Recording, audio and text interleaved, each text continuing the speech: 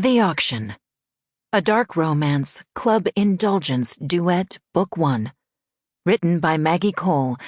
Narrated by Crais and Dava Lucas. Prologue. Riggs Maddon, 7 years ago. Riggs? Hugh Gallo nudges me, pulling me out of my trance. I barely heard a word of my business partner's stifling conversation for the last few minutes. It's his daughter Blakely's fault. She stepped into the garden wearing a nude, slip dress and matching 4-inch designer stilettos.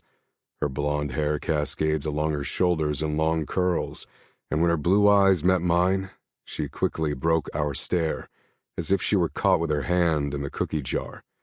Since then, I've been too captivated to tear my eyes off her, pleased every time I catch her gazing my way and trying to pretend she's not looking at me. The attraction between us started 3 years ago. She turned 18 and was no longer Hugh's little girl. It didn't take long for me to notice the little flush in her cheeks when she glanced at me, or her nervous finger-tapping on whatever she could find to torment.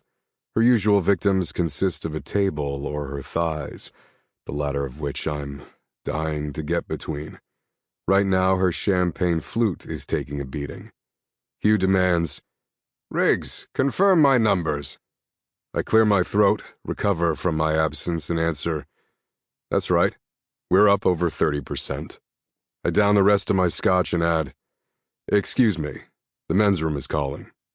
I escape Hugh and the circle of his stuck-up friends he's always trying to impress, hightailing it to the restroom, glad to exit their presence. Blakely's father and I have been partners for over a decade, and while his mentorship influenced many things in my life, there's one thing he couldn't change about me.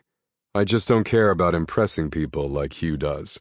I couldn't give a shit about what anyone thinks, unless I need to impress them to sell one of our companies for a huge profit. After growing up on food stamps in Compton, where most adults didn't have a job and addiction was rampant, you'd think anyone with business acumen would have impressed me.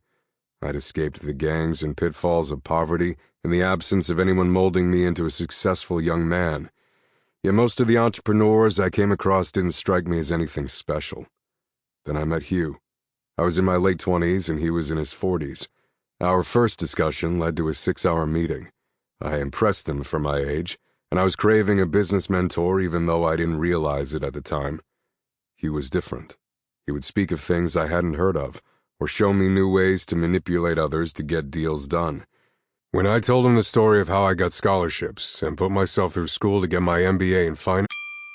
Sample complete. Ready to continue?